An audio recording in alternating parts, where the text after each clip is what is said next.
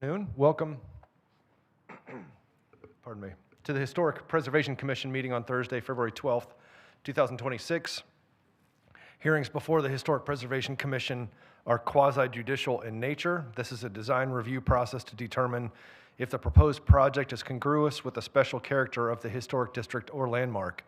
Decisions of the commission are based on the record of these proceedings, the Wilmington Design Standards for Historic Districts and Landmarks, and the Secretary of Interior Standards for Rehabilitation. Evidence submitted to the commission for review becomes part of the record. Appeals of commission decisions are made to the Wilmington Board of Adjustment and then to the Superior Court and are based on this record. Appeals must be filed within 30 days of the date of the commission's action. Evidence is received during the evidentiary hearing portion of agenda item. Those who want to address the commission are sworn as witnesses to present material and substantial evidence to the commission. The chair recognizes those who want to submit such evidence during the evidentiary hearing. Evidence should be directed to the commission. To ensure that evidence is properly recorded, please come to the podium in front here, state your name and address, and speak clearly. Adjust the microphone if necessary. Members of the Historic Preservation Commission are appointed by the City Council and serve at its discretion. Our responsibility is to protect and preserve properties within the city's historic district. We adhere to the Wilmington Design Standards for Historic Districts and Landmarks, as well as the applicable North Carolina state law, to assess whether exterior changes align with the unique character of the city's historic districts. It is important that we deliberate the merits of each request in a manner that provides a record of the basis for our decisions. Please remember that our deliberations should center on how a project meets the design standards and whether the proposed change is congruous or not. Commissioners, if you have received or been made aware of any outside evidence related to any of the matters, please recuse yourself. And if you would, please turn off your cell phones or set to silent mode. Thank you. I'd like to introduce city staff: Gina Essie, Assistant City Attorney, and Brian Chambers, Assistant Planning Director, Ben Riggle, Historic Preservation Planning Manager, Alden Finholm, Historic Preservation Planner, Amy Bradshaw, to my right, Planning Coordinator. And if the commissioners could please introduce yourselves, starting over here with Beth, please. Beth Rutledge. Allison Watts. Joan Keston. I'm Christopher Yermal. Ashley Wilson. Stephen Sulky. Ross Tomaselli. And staff will now, Amy will swear in any If I can have all witnesses who wish to speak this evening. staff, applicants, and anybody in the public, in the audience who wishes to speak tonight, you please stand up and raise your right hand. Please note that you need to stand up and be sworn in order to speak this evening. Do you swear that the testimony you're about to give is the truth, the whole truth, and nothing but the truth? Thank you.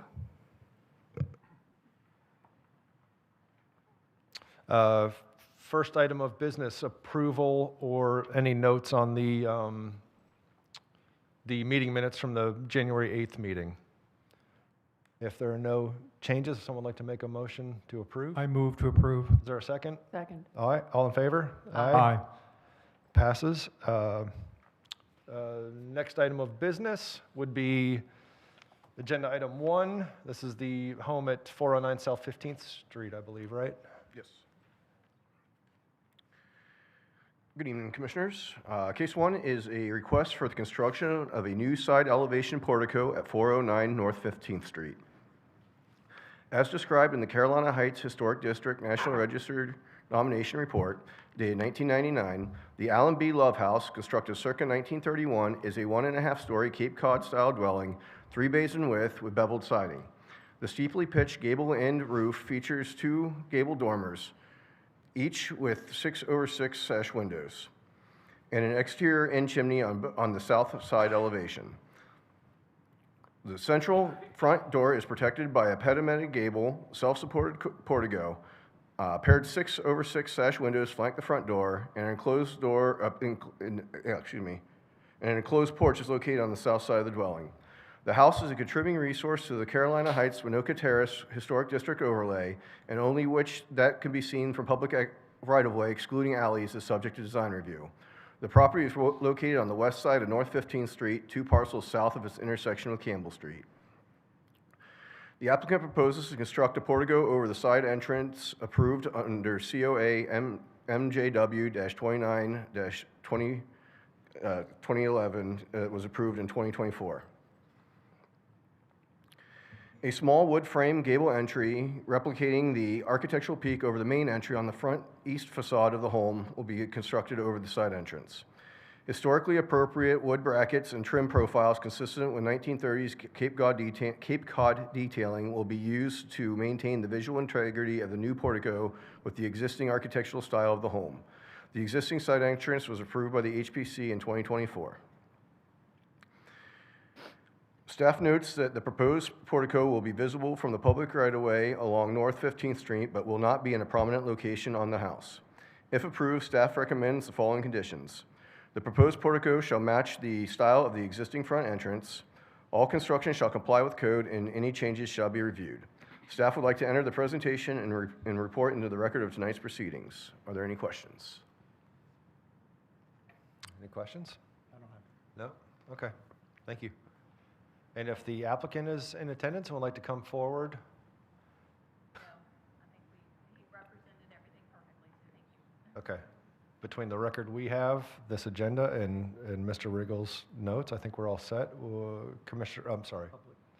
Are there any other members of the public in attendance who would like to speak in favor or against? Seeing none, we'll move to Commissioner deliberation. Anyone? Thoughts, comments, questions?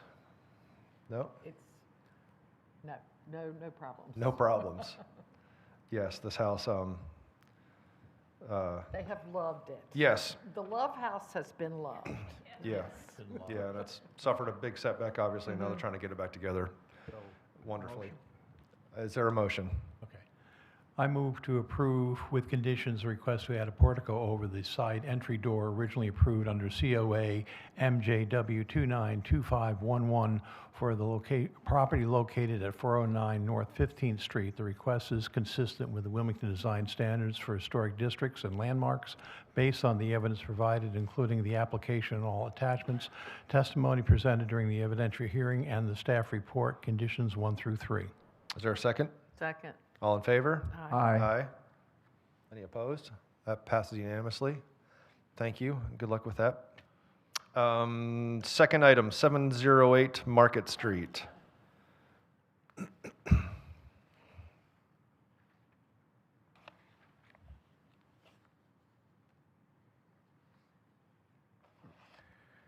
Case number 2 is for the proposed rear addition, alterations, and construction of a new carriage house at 708 Market Street. As described in the Wilmington Historic District Boundary Expansion and Additional Documentation Report dated 2003, the Gilchrist House, constructed circa 1894, is a 2-story stick-style Queen Anne influenced dwelling with a wraparound porch. The porch features a shingled pediment over the entrance, stick-style brackets, and gridded balustrades. The main entrance is through a tall double door, while the windows are 1/1 sash units. The gable end and dormers are adorned with decorative shingles and stained glass. The Gilchrist House is located on the south side of Market Street, 1 parcel east of its intersection with South 7th Street. The applicant proposes to remove the existing rear deck on the south side of the house and several windows and doors from around the rear of the house to allow construction of a rear addition to extend the house and install new doors and windows. The proposed project is very similar to a project originally approved in August 2021 by the HPC under COA MJW-22-6, but that project was never initiated. The existing rear L will have its windows altered to be paired 1/1 units and a 2-story porch added. A gable rear L addition will be added to the west side of the rear south addition, and a smaller center addition will have new roofing installed. New siding and windows matching the existing house will be added to the southern portion of the side east elevation of the house. The back south side of the house will have new windows, doors, and decorative elements that are consistent with the style, color, time period, and material of the rest of the house. The roof will be extended, matching existing slopes, and will be clad with the same material as the existing roof. The new flat portion of the roof will have white TPO membrane roofing, while the sloping portions will have flat channeled standing seam metal roofing matching the existing roofing material. For the windows, the existing original wood frame native ERA windows will be salvaged for use, and where they cannot be salvaged, Sierra Pacific replacement units on the side elevations while Westchester wood frame units will be used on the rear elevation. The siding will be wood lap siding with all trims and finishes matching the existing siding. The addition will rest on a CMU foundation with visible points clad in red brick matching the existing foundation material. The new rear door will be a Sierra Pacific full glass exterior solid core wood door. A two-story porch will be added to the east side of the rear south elevation, while a three-story porch will be added to the west side of the rear elevation as shown in the drawings. A tripart window will be featured on the gable end of the addition in the architectural renderings. The proposed rear porches will feature smooth hardy board columns, wood railings, and balustrades matching the existing details. The applicant also proposes to construct a 4-bay cross-gable carriage house at the rear of the property, which is currently vacant as seen in these photos. This will be accessed by a new gravel driveway with including a pervious paver patio. The parcel at 708 Market Street has an irregular shape, including a portion that fronts South 7th Street, 4 parcels south of its intersection with Market Street, that will be used to access the proposed carriage house. A 14-inch gum tree will need to be removed as a result of the project, and appropriate landscaping will be installed at the completion of the project. A new 6-foot fence will be installed along the property boundaries toward the rear of the parcel, while the proposed landscaping plan initially proposed in 2021 was revised so that the native grass will be kept at the side of the home instead of pavers, and a series of proposed private lawns will no longer be created. The proposed 1.5 story tall carriage house will have a rectangular footprint measuring 48 feet by 10 3/4 inches by 26 feet for an approximate roofed area of 1,271.5 square feet. The south elevation of the carriage house will be its front elevation and will feature 2 bays on either side of a central breezeway.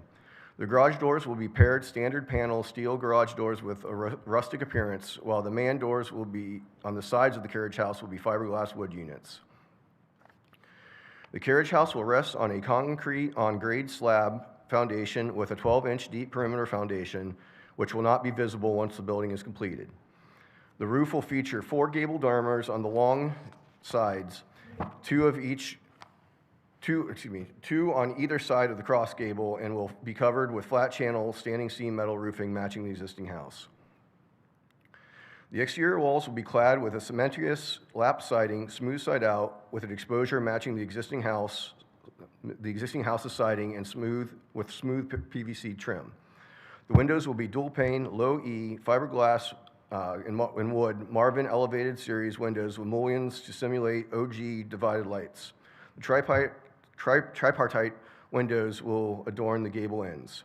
Staff notes that design standards stipulate that, quote, no garage should be designed to serve more than 3 vehicles, regardless of its location and degree of visibility. However, the carriage house in its proposed configuration having 4 bays was approved by the HPC in 2021 under COA MJW-22-6. While a portion of the proposed addition and carriage house will be visible from the public right-of-way, the existing house is already an impressive structure, so the proposed addition and new construction are relatively unobtrusive in comparison. The proposed carriage house will be accessed by a new driveway, 12 feet in width and extending approximately 75 feet from South 7th Street to a permeable paver guest parking area and concrete aprons leading to the carriage house bays. An ornate electric dual swing gate is proposed to be installed at the end of the driveway along its frontage on South 7th Street. While a portion of the proposed addition and the carriage house will be visible from the public right-of-way, it is a large structure and is relatively unobtrusive in comparison. If approved, staff recommends the following conditions. All standing seam metal roofing shall be flat channeled with no striations. All hardy and cementitious materials shall be installed smooth side out with the textured side hidden. All required right-of-way permits for the driveway and apron shall be attained prior to beginning construction of the driveway or apron. The finished side of the proposed fence shall face outwards. All materials removed from the house as a result of the project shall be disposed of properly. The proposed gate shall swing inward and shall not overswing public right-of-way or any neighboring parcels. The permeable pavers shall be designed for vehicular use. All construction shall comply with code, and any changes to the project shall be reviewed. Staff would like to render the presentation and report in tonight's proceedings, and I'm happy to answer as many questions as I can for you. Ben, do you have any photos of the gum tree? It is, I do believe it is that white one. I don't have a good one of the tree itself. Wait, I do believe it's that one. Jack, Yeah. I might have one. Is it this That's one? it. That's That- the one That's the right one, okay, yeah, okay, that's the tree, I thought it was, yep, this one. It appears to be a fairly substantial tree. It is recorded as, I think it's 14 inches. 14 is what is reported. Is 15 what the magic number is for replacement? I'm sorry, I don't recall. I believe it would be considered a protected tree at that size. At 15, yeah. It's very hard to tell from this photo whether it's 14 inches or 15 inches, and I know that comes under deliberation. That's just my, I guess that's my comment on that. Thank you. Is that the tree that's the tree, right, that's in this image? That is the tree. I mean, it's winter time, so its condition isn't so nice as that right now. Sir, you need to yeah. come up to the, you can't answer questions from there. I'm sorry, yeah. Your name and address. Yeah, Jack Calderon, 708 Market Street. Yeah, so I was at the property today, and the tree in its current state is not as beautiful as that. We would be willing to add trees to replace it if that is a requirement of the commission. We do want to have a nice landscaped area. We are intending, and I don't know whether or not I need to put in a new submittal for it, but around the fence, we want to line it with evergreens all the way around to have lots of greenery and shrubbery on the property. Right now, there's a lot of the trees have already been removed from previous submittals. In fact, the big oak tree, which I really wanted, apparently that one died and that was removed. We're going to see if we can't remove that stump and put something back in that area. If we can do that, I'd love to have that. I think it would make it really pretty. Given the evidence that is presented here, it does appear to be a mature tree. It seems fitting to replace with another, with a similar tree. And gum trees, I believe, are native, so that's great too. I don't think that's a gum tree, though. That's Think not so? that's not a sweet gum tree. But regardless, it's I know. a healthy-looking mature tree. Right. yeah. I think that is the point too, is that she does look like a healthy tree right now. So, you know, trees are a defining feature Right. of the historic district. So, so that might be, or I should say, this will be an issue that I'd like to discuss with fellow commissioners during Fair enough, yeah. deliberation. Yeah. Yeah.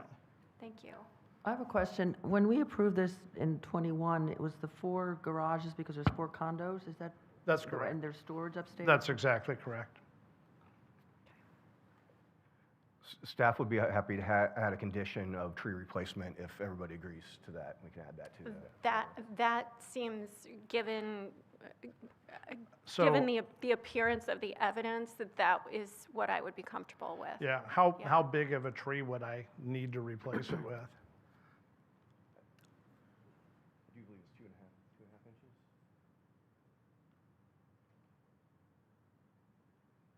The minimum size of planting would be 2 inches, but you can condition whatever size you would prefer. Would I need to resubmit as far as the location that we put the tree at? Because I don't know where I would put it. That would be probably at a A bypass level with staff directly. I don't think we would need to see that. Okay. Was there anything else besides Mr. Regal's presentation that you wanted to add to the, aside from the, I would like to ask one question, if you could bring up the artist rendition of the, right there. Okay. As you're looking at the second story deck there, on the left side, that deck is a 1 foot deck or 2 foot deck. It's very shallow and it's looking at really nothing. We would like to ask whether or not it would be possible to remove that deck and just leave it as clad siding on that side, and keep the deck on the south side, which is what you're looking at there, for a view to the backyard. That's the only modification that we're currently considering on this. Would you be removing all of the railings too? Yes, it would end up being all green siding there. With windows? The windows would stay as they are. We're not going to be removing any windows. Or are you talking about the windows inside there? Yeah, Where there's it would be doors, those would solid. It would be solid Oh, green. just a solid wall. Just a solid siding there, because we've been notified that there may be a building going in the property between this and the neighbor that would really kind of eliminate any kind of a useful deck view situation. can you go back to that image again, the rendering? I missed the beginning of that. Are you talking about the second floor far left there? That it's like a Second little floor, like a far little left. Juliet? Okay. That's right, that's correct. So that would just be, That would all It would stay, come out as- that would stay there. That's not going to change. Right. It would be on the left side of that. Right This- there, that- that yeah. right there, yeah. so it would come out It would just be- in plane with the balustrade. That the wall would come out to, that's That's where correct. that's where the windows would be. That's correct. Okay. So I'm sorry, the window, would it be another 1/1 like the other three on that side, upper? No, window. no, our desire is actually not to have a window there because Nothing. the internal part of that's going to end up being a closet. And so having a window there would not work. Nothing like a And good closet window. yeah. Okay. Yeah. It's just really deteriorated from the interior design. We couldn't find a place to put a closet in that room because of the sizes and stuff. So the desire was to put a closet there and make that a solid exterior wall. Okay, got it. Okay. Any other questions for the applicants? No? How tall is that gate for the like driveway gate? I saw there was a detail, like a picture, but we didn't really have the size. I think it's 6 feet. Okay. Yeah. And then the I fence. haven't got that solidified yet, but I sent a graphic on it. I'm gonna see what the, Probably just don't want that to be more than 6 feet, I think. right, there it is, right there. Yeah, so it would be 6 feet at the highest point on there.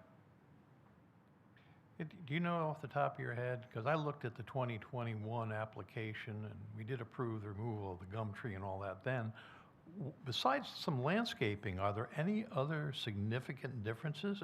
I mean, the 4-bay garage looks the same. Everything to me looked the same. No, the gentleman who originally owned the house and wanted to do this, his personal house burned down and caused issues with being able to come up with the funds to do it. Right. So he's been trying to sell the house. And I'm from Seattle, Washington, but my daughter lives in this area. And so I came here in October and she's convinced me to take this on as a retirement project. Oh, boy. So it'll be fun. It'll keep me busy. Very. Yeah, I've got 40 years of contracting experience in Seattle, so we're looking at, and I always want to go by the rules, so you guys are the first on the agenda. So this gate is going to be on 7th Street. That'll be on 7th Street. So how can we have a 6-foot gate when it's right on the street? It'll we were- actually be recessed, It's it'll back actually from be the street. recessed It in. looks like it's at least back I know, about but 15 normally, feet. any fences in the front of a property on the street are, have to be 4 feet. Right now, there's a 6-foot cyclone fence there. Well, but that's irrelevant. Okay. Well, that's just showing where it's going to be. Yeah, that's No, I where it's understand, gonna be. just because of where it faces, it's not the back, because it's right on 7th. But it's a corner lot, so that's where, yeah, that's where something like this, if this were a standalone project for that gate, I think it would come to us, because it's more than 4 feet, so it would come to us because it's on a corner lot, right? It's not a corner lot. It's not a Oh, corner it's not, I'm lot. sorry. No, it's Oh. in the middle, it's in the middle of the street, middle of the block. Go back to the Plan here layout. somewhere. It's on 7th between Market and Dock. There we Yeah, go. I knew it was So, okay. so where the red circle is down at the very bottom, that entrance is on 7th Street. And there's 3 houses to the left of that and a couple houses to the right of that. Because normally that would be a 4-foot requirement, not 6. Because we don't usually allow 6-foot fences in front.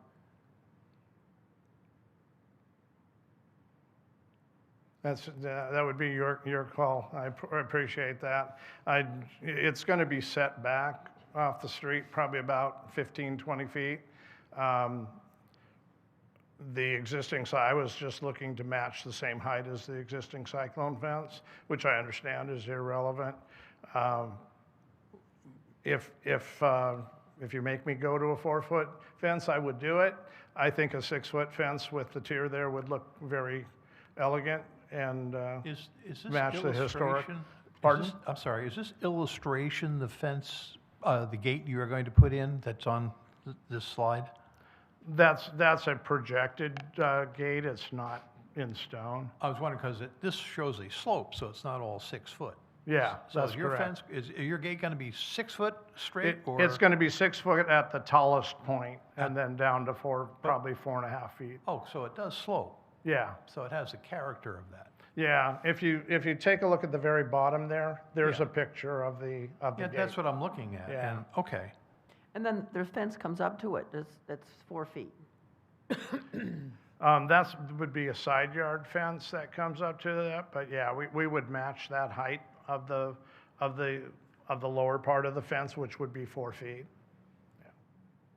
Yeah. If 4 feet is the requirement, that's what we would put there, is 4 feet, all facing 7th Avenue, and then 6 foot between.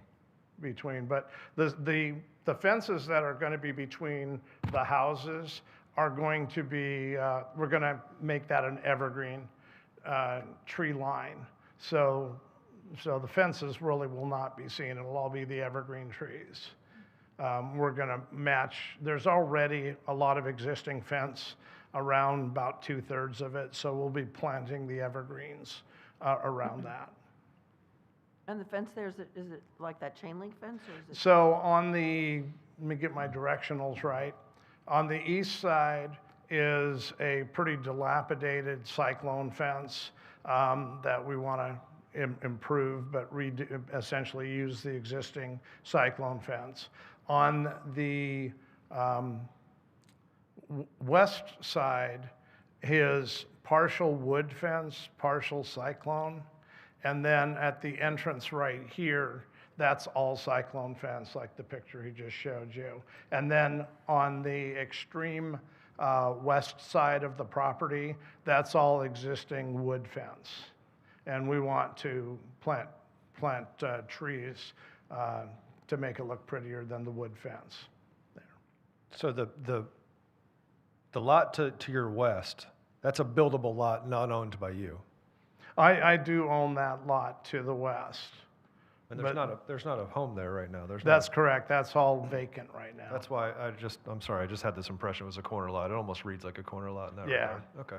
My understanding, as somebody gave me a history lesson, is that this house was cut in half and half of it was moved 100 years ago or whatever to the corner lot. Yeah, wouldn't surprise me. Other questions for the applicant? Rusty, okay. Would you be willing to replace all of the cyclone fence with a wood fence? Because we don't normally approve that. How about if I were to put wrought iron fence in the viewable areas And, We look at the whole 360 degrees, so it's not a question of viewable or not. okay. So the cyclone fence to the west of me, or I'm sorry, to the east of the house, is not owned by me. That's owned by the neighbor. That's on his driveway. So anything that I put there, I'd have to talk to the neighbor to see what I can do with that fence. If I needed to replace the west side and the east side with cyclone fence, I would be happy to do that.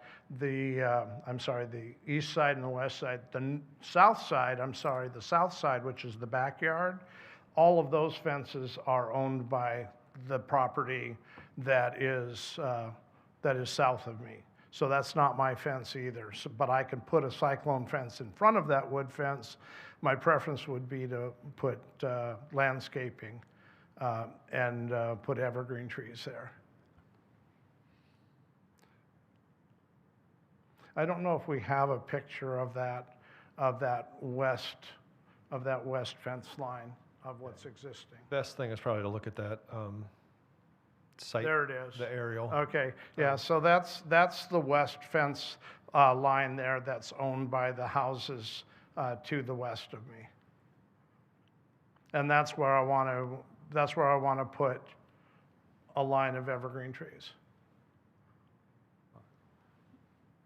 So, okay, let me get this straight. So the vacant lot next door you do own, I do own. and you have an intent of a two-story house structure, something going up there Well, eventually? probably not me, but somebody's interested in the property. Okay, so, but it's not Right. going to set there fallow? There It's- is an interest in subdividing that lot and building something on that property. Okay. Maybe we can close this portion, deliberate on this a little bit, and if we need the applicant to come back up, we can ask other questions or. Thank you Okay. very much. Sure, like, Open to the public. yeah. Right, yeah. And now I'd like to open the hearing to anyone in the public like to speak in favor? Or against, or let's just see what you got. Yeah.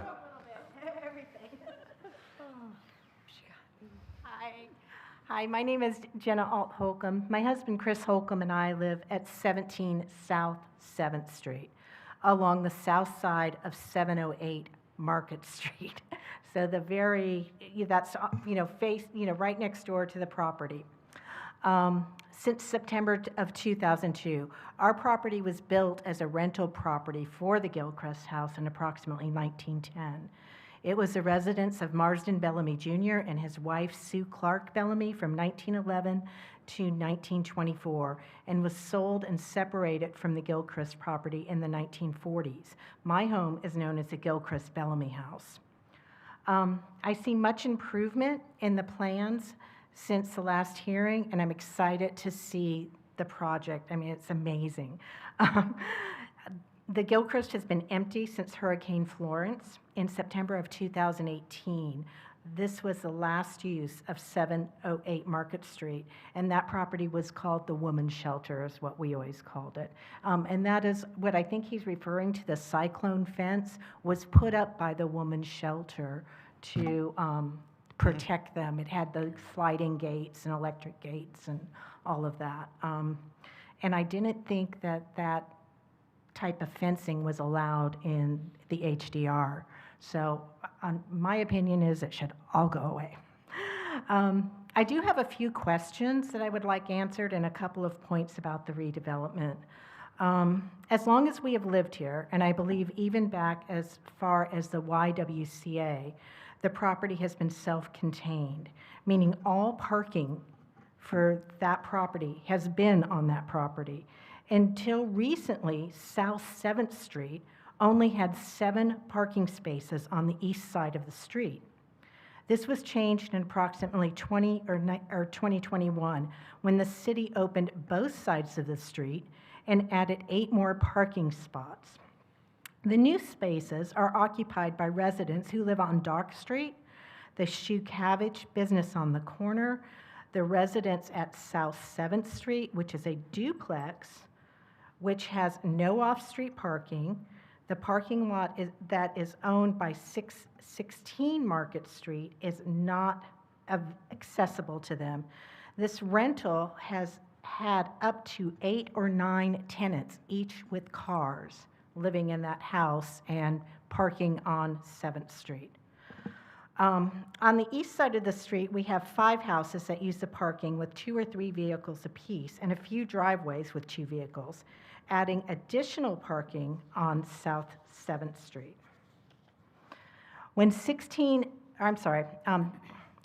South 7th Street, and has created a very large influx of vehicles on our street, which is very, very narrow.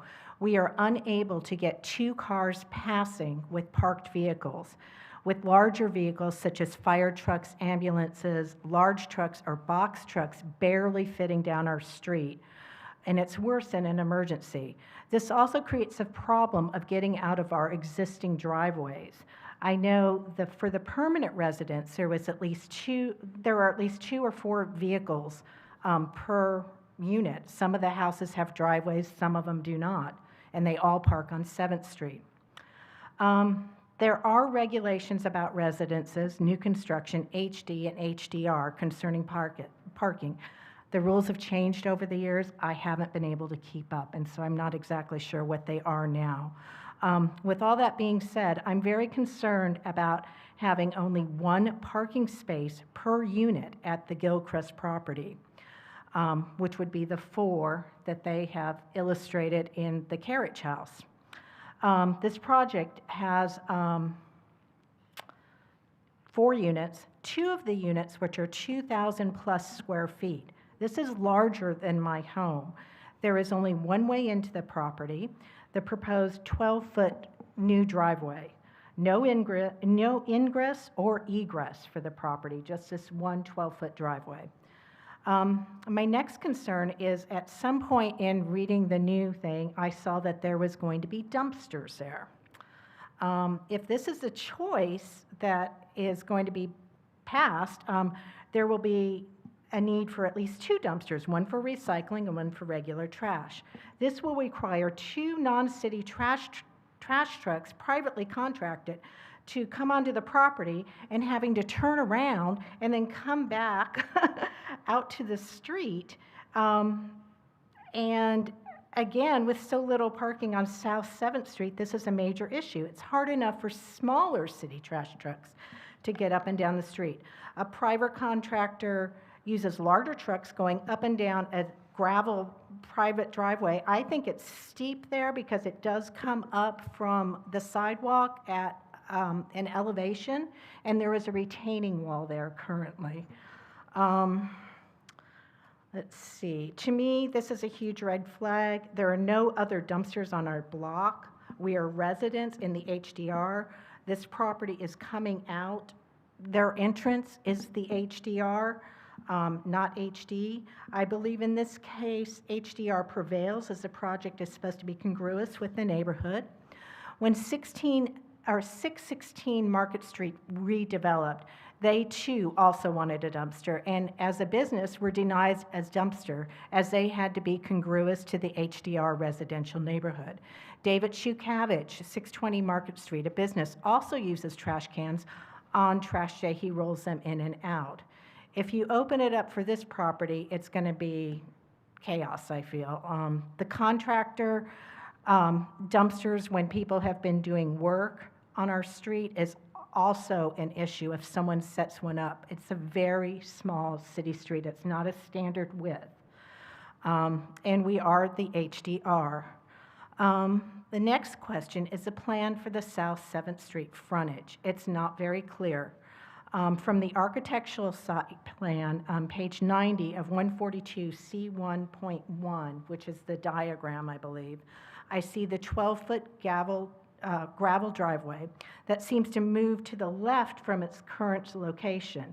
Does this require a new curb cut? Is the prior cut going to be filled in with old curb? Or there is a very old brick retaining wall, which is holding up a few feet of dirt. And how is that going to be graded? I do see an electronic 12-foot wide swinging gate. How many feet from the sidewalk is that gate going to be swinging from? I think it was just mentioned that it's like 15 or 20 feet. How does this fencing tie into the gate? I'm not sure what type of fencing. I notice everybody is saying wood fencing now, which is more than I knew. There is also another white brick and stucco retaining wall that we have maintained for the 23 years that we have lived there, as it matches our fencing and the 19 South 7th Street A and B's fencing and retaining wall on the other side of the current driveway, next to our driveway. Does the architectural retaining wall stay? Is the fencing separated, the fencing that is going in separated from our current wooden fence by 3 feet for maintenance? I think I had read that somewhere.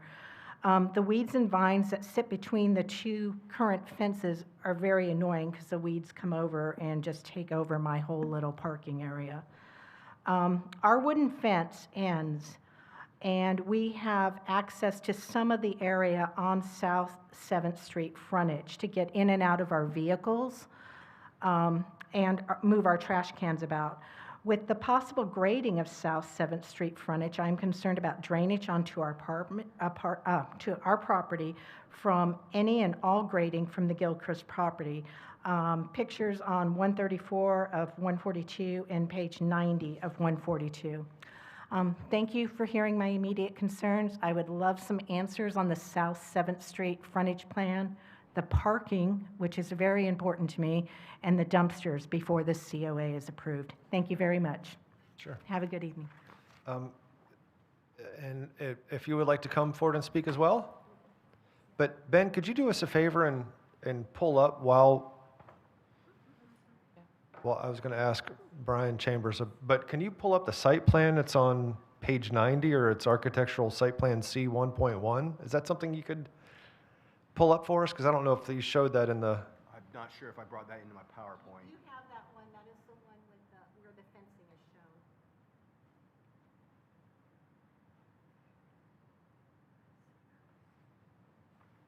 shown. And, well, maybe we'll listen to others, and then I just had a few questions for you, Brian, about parking requirements and for per zoning and things like that, and dumpster. Can you imagine 4 apartments on recycling day, 8 trash bins out in the street if there's no dumpster? With the amount of parking that's there, it'll be bedlam. Well, getting the trash truck is going to be hard. Yeah, but it's, both are problems. Well, when we had the women's shelter there, Ma'am, you can't have a discussion from the audience. You'll need to come back up to the podium. We can have you come back up, but are we able to pull up a site plan? Is there a site plan available? Anyways, but while we're doing that, if you'd like to come forward too, and please state your name and address. Eileen Ashton, 14 South 7th is my lot, empty lot, and then I live at 16 South 7th Street. And the parking, I'm supporting Jenna, but parking is a major, major issue. I know, looking at their plans, it looks like they're going to take a piece of the parking that's already designated out there. I have those 2 properties. I can't park on the street. That's how bad it is. I fortunately am able to off-street parking with that lot. So it is an issue for parking, and if they can park in their parking area, that would be really the better use. So that was all my concern is parking. Thank you. Yes. Yeah, please come forward. So I wanted to identify that it is more than 4 parking spots on the property.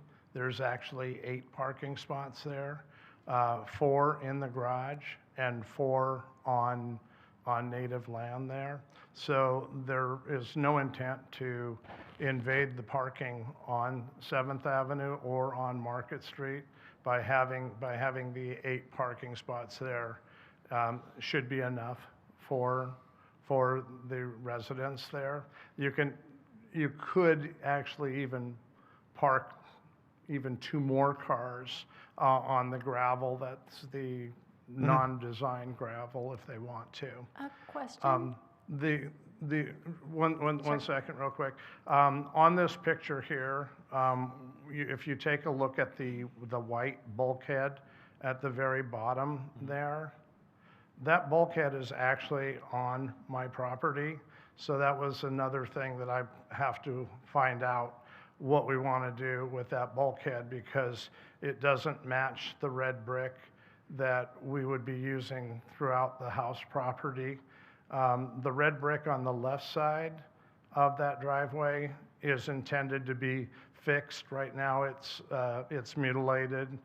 We want to fix that area there and just redo it. We're not putting in another cut in the sidewalk. We're using the existing driveway. So the intent is to use the existing driveway to get into the property. I believe the architectural drawings show that cut actually a little bit to the left, but our intent is to use that existing cut. We don't want to create a new driveway. We want to go with the existing driveway where the city has marked parking spots accordingly with the driveway. We're not trying to redo any of the parking spots on 7th. That is not our intention whatsoever, and we will cooperate with the neighbors to make sure that we don't do that. If there's any questions about anything that was brought up, please. I do have a couple of questions. Sure. How many bedrooms are each unit in the condos? So there's a 1-bedroom, there's a 2-bedroom, 2 2-bedrooms, and 1 3-bedroom. Okay, great. So you do intend to put dumpsters on the property for the trash control? I haven't addressed that yet. That's something that is probably something that does need to be addressed. I'm just, because, on the practical side of things. Are you talking about for construction or for? No, for residents. Oh, Yeah. For the residents. I have not addressed that yet. It's just that trash trucks are very heavy, and when they torque and turn, they're very destructive. Yeah. So, just having them go in there, trying to turn and navigate back out, you No, might actually have an issue there with your own. Yeah, I do not envision like a garbage truck coming and taking a dumpster. What I envision is each resident bringing out their individual units to the street side. It's very loud when it comes in. Oh. Right. When they do get in, Right. they're slamming and. Yeah, I don't really want to do that. I don't know where I would put a communal dumpster there. My preference would be that everybody takes their recycle and takes their garbage there. The resident is correct. It would be eight bins there. Maybe where that white bulkhead is. I've got a surveyor coming next week to verify the lot lines on there, but right now it looks like our lot line goes right through that white concrete. That's fairly flat there. Maybe that's a good place to put flat gravel for the residents to bring their dumpsters, or not their dumpsters, but their garbage cans out, so they don't have to take up street space. We can have it just put right there, and then the garbage truck can pick them up right there from the driveway. I'm very open to suggestions on that. Where did they take the garbage out before, when it was the women's shelter? I don't know. You don't know? Yeah, I imagine it's probably there because the front is all an elevated, staired entry. It would be really inconvenient for them to take it down onto Market Street.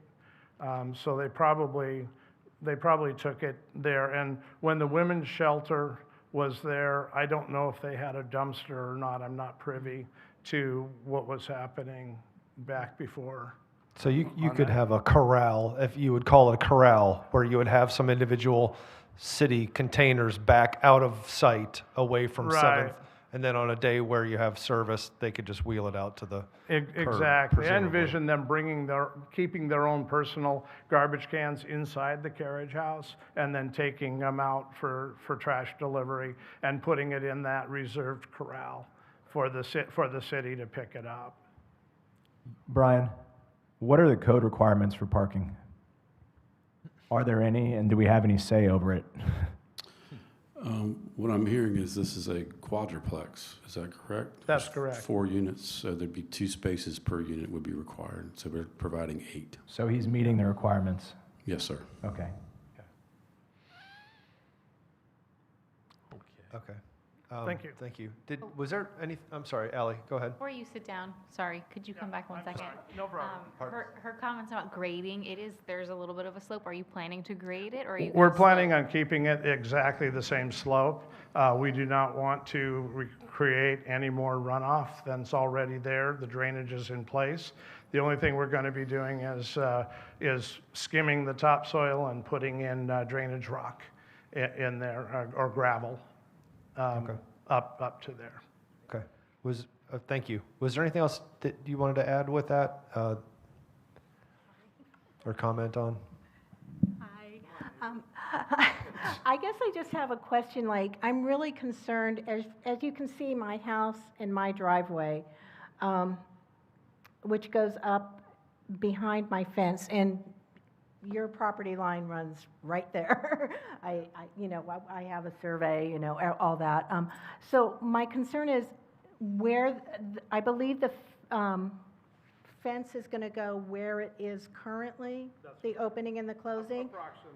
Because that's where the electric is and all of that. Sorry. I guess I'll co-present with you so that they hear both of us. So the intent is to leave the slope as it is, put in the depth of it is going to be about where it's at right now. We want to have enough depth so that the car can be off of the street and off of the sidewalk. If it's a guest, they can press the intercom there and be let in. If it's a homeowner, they can get off the street and then press their remote control or put in a keypad if they don't have the remote control to get in. But the intent is to have enough room to get off of the street and off of the sidewalk and be on our property to enter the gate. That sounds wonderful. My next question is your new fencing that will come down and go to this fence, are you bringing fencing down in this area? I don't really want to bring fencing down there. If it makes sense and it beautifies and stays with the Preservation Council's request, I can put fencing there. But the intent on that area is to keep it as clean as possible. That the fence line itself is going to stop right around where you've got your blue and green garbage can there, and we would probably just build a corral there. It might benefit you that if I did put a fence there, so you don't have to look at the garbage cans, I can do The that. problem is that my driveway it's about as wide as a car. Mm-hmm. So, if I park 2 cars here, which I normally do when my husband's home, I am, it's hard to get out if it's like right there at the fence. Well, And that's, I've done this for about 40 years, and I never built a fence on the property line. I always Sir, if I do too. may, I'm going to stop these proceedings. This is outside the scope of what we are to consider Absolutely. here. This is absolutely a conversation that can be privately held between the two of you. So I do want us to stick to the actual applicant's matters before the record. The commission needs to ask a question of the witness. The witnesses do not need to be asking questions of each other. Absolutely. Okay? thank you. Thank you. you. I appreciate that. That's all I had to add. I just trying to get some clarification on how the frontage is going to look and where the fencing is going to be. Thank Gotcha. you. Sure, thank you. Yeah, in the time I've been on this commission, that had never occurred. I was like, oh, wow, this is interesting. We're just going back and forth, figuring some things out. Anyone else would like, in the audience, like to speak in favor or against? Okay, seeing none, I think just commissioner deliberation to check off a couple of boxes that we want to think about for there to be a motion. I have a problem with the chain link fence. We don't have those downtown. But the chain link fence isn't on his property, from what I Well, understand. whatever, he was replacing some places with that. I mean, I understand if it's not on his property, we're not talking about that. But at one point, he was talking about whether he was putting wrought iron or the chain link. I would rather have wrought iron, where anything you do, not to add new chain link fence. For sure, yes. So can you please, if we could open this up and you speak to that? Okay, so the question presented is chain link fence, wood fence, or wrought iron fence. I have no issues with doing wrought iron fence in any of the areas that aren't already fenced. So any new fencing that I put in, I can do wrought iron fences, 4 to 6 feet on the side yard, 4 feet on the front. We're really not doing any modification to anything on the front, so it would just be the side yard and the backyard. It wasn't my understanding at all tonight that you were proposing any new chain link fence, right? No. That's absolutely, no, yeah. I didn't hear No. hear that. Okay. No. There's existing chain link fence where you asked me whether I would remove it and put in a new fencing. And I said I couldn't do that on the east side because I don't own that fence. Right. Yeah. Yeah. Okay. Thank you. Commissioner deliberation. Was there anything else, Joan, aside from that with the fence? The 6-foot gate. I don't The 6-foot know. gate. Okay. To me, the gate reads this property almost reads like a corner lot. I know it is not, but the way it kind of L's around over here, and it is set back. So the 6 foot, and it tapers down maybe to 4.5. Personally, to me, I don't have any issue with. Anyone else want to have any other comments on? Not about the fence. Do we want to close that discussion before? Perhaps, yeah. Okay. Go ahead. But was there? The tree, Ben, would you be willing to work with the applicant to choose a replacement tree? Okay. Yes, I will. Okay, wonderful. Thank you. Yeah. I think given the maturity of the tree and the willingness of the applicant to replace the tree, I think that was my only sticking point, and Okay. we're going to take care of that. So, thank And you. there's a list for that for approved plantings. Right. Any other comments on this? No. And if someone makes a motion, we would obviously be including an effect of the per the plans, not having that Juliet balcony. That would be a solid wall without windows or without the balcony. Would anyone like to make a motion then?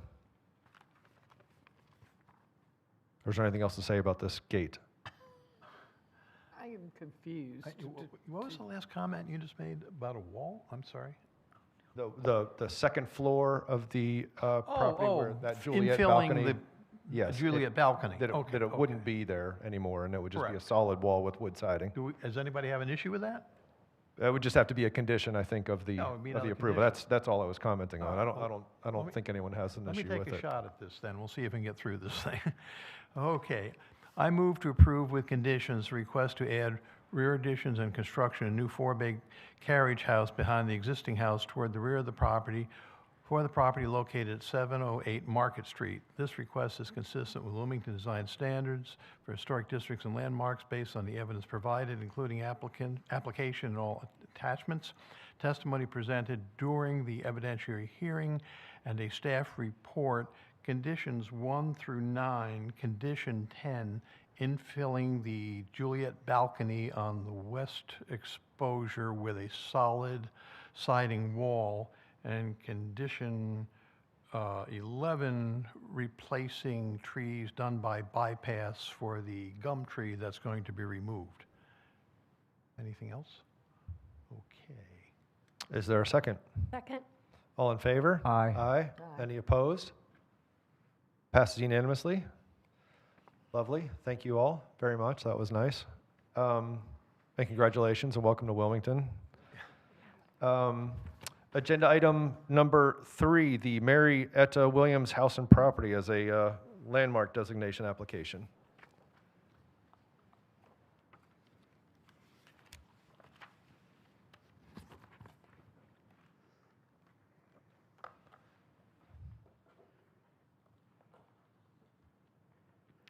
Hearing 3 is for the local landmark designation of 709 North 8th Street as a generational property with significance to African American heritage and education in the local Wilmington area. The subject property is located on the west side of North 8th Street between Brunswick and New Hanover Street, 3 parcels north of the intersection of North 8th Street and Hanover Street. The subject property is a contributing resource to the National Register listed Wilmington Historic District, and since it's not located within any local historic districts or historic district overlays, the property is not currently subject to design review. The following property description is adapted from the Wilmington Historic District boundary expansion. The one-story gable front bungalow has an engaged shed porch supported by brick porch piers, exposed rafter tails, 4/1 sash windows, and a tripartite attic window vent. Originating with Isaac Lane purchased this property in 1885 and carried forward through his daughter Mary Etta Williams and granddaughter Sadie Williams Joseph. The property retains strong associative integrity through 140 years of uninterrupted family ownership, clearly conveying the historic context of post-emancipation African American land ownership.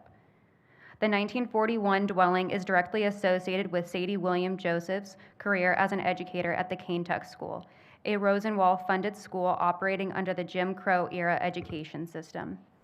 Today, Tammy Graham, the owner and granddaughter of Sadie Williams, has continued their career in education as a college educator, reinforcing the family's long-standing association with educational advancement in the Wilmington area, furthering the site's integrity across multiple periods of significance.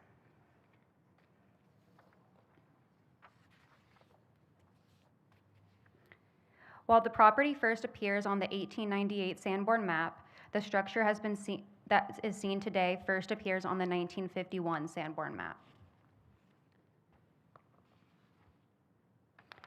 The property is significant for its long-standing association with African American resilience, generational continuity, and educational advancement within the Wilmington's North Side neighborhood.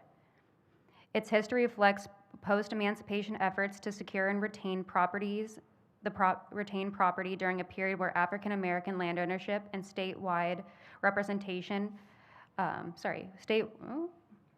African American land ownership was statewide represented only a small fraction of total wealth.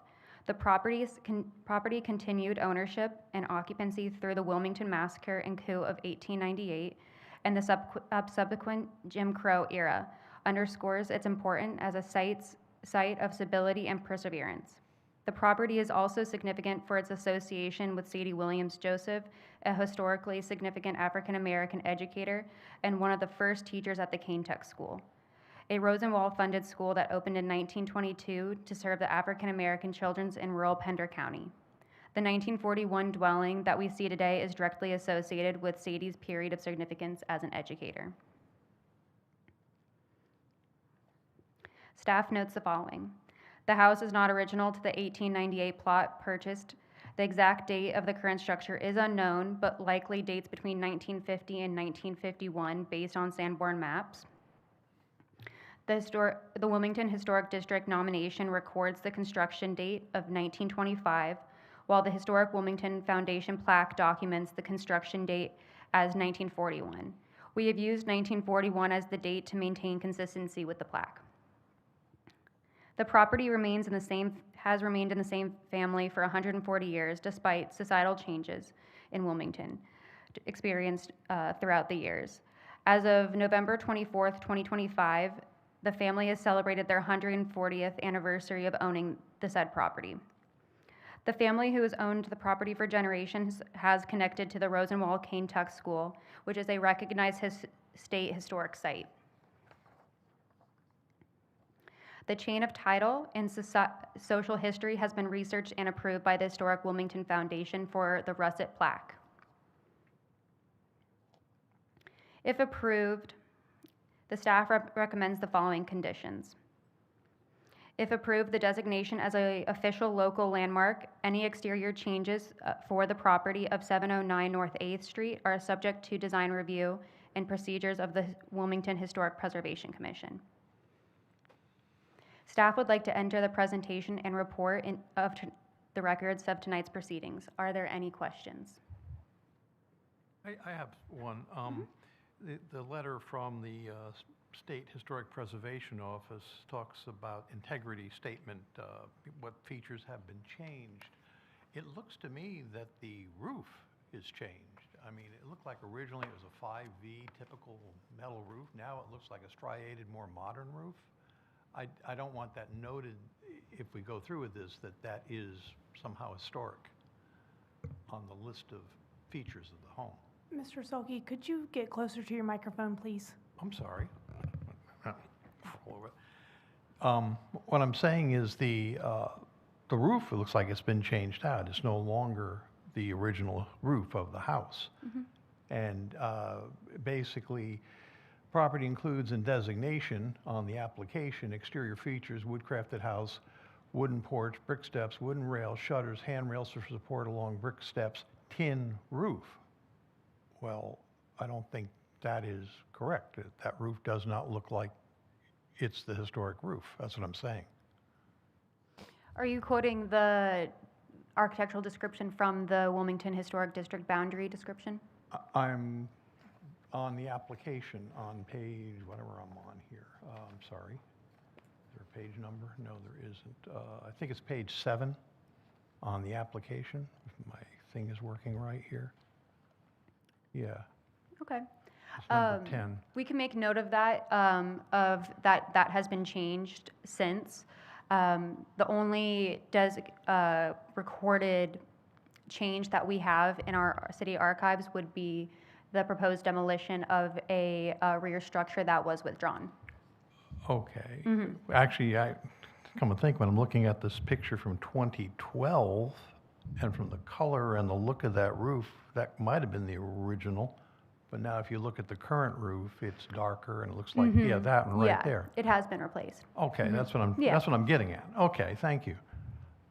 I just don't want whatever in this designation that this is like somehow the original roof, historic.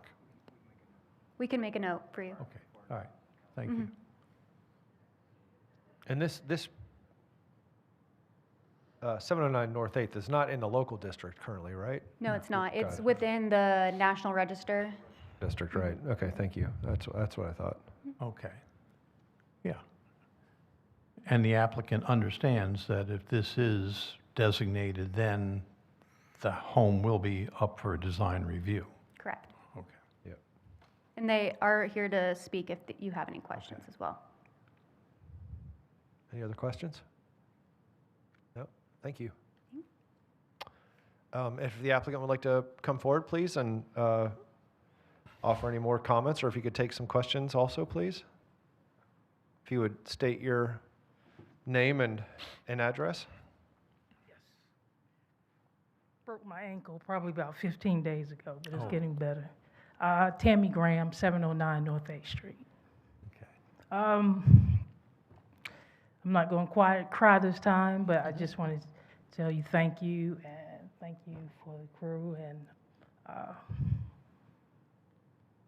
things that I've been thinking about since I been doing this, trying to put this event together.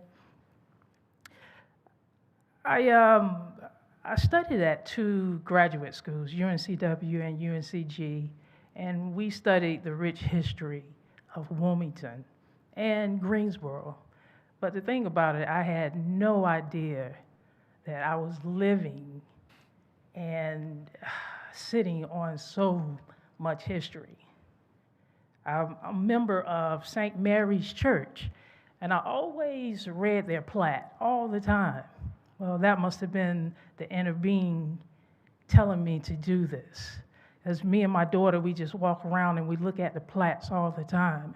But just by getting that plat, it just opened up so much history that I just never knew.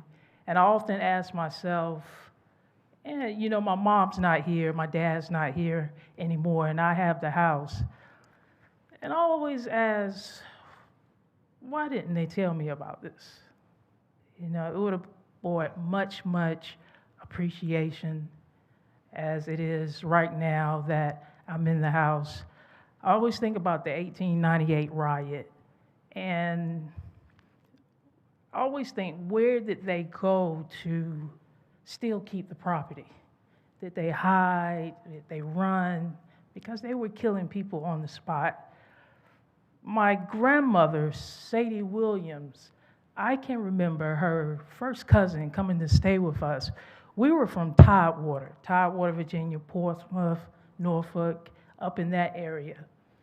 But she used to try to tell us about the 1898 riot, and she said that A Street was just dirt road. And she could remember the day that it happened because bodies were piled up in back of a wagon, and she could remember the blood dripping down as the wagons went by this area. So I always think about, where did they go to hide and still keep the property? So it's just things that I think about, and what I really regret is not doing this sooner. But it's better than never, and I'm very, very happy. Thank you, crew. Thank you. The stewardship and advocacy that you're showing is exemplary, and you are creating a gift of history, not only for your family and for the city, but for future generations. Historic preservation connects people to place, and this story needs to be shared, and it is incredible that you are bringing this to bear now, and I think the city is very lucky to have you and this property. Thank you. I feel lucky too. Wilmington is such a beautiful city.